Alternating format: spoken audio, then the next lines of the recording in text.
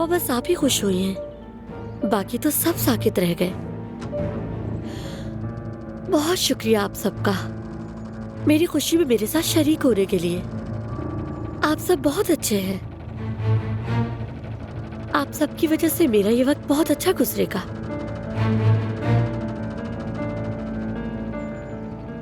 कितनी मायूस होकर चले गई अंदर। काश आप लोगों ने उसे मुबारकबाद दी होती।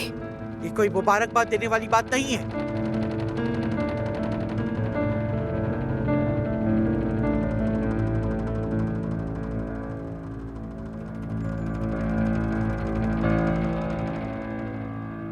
औज़गिज वालों से अभी अभी तो जान छुड़ा कर आए हैं। हमने भी ये खबर सुनकर कोई जश्न नहीं मनाया था। अब्बास का तो दिमाग ही घूम गया था, मगर क्या कर सकते हैं, सोहा ये बच्चा चाहती है। तो फिर ठीक है, अगर खुदा ने ये बच्चा उसके नसीब में लिख दिया है तो उसका ख्याल रखेंगे। आखिर हम एक खानदान है।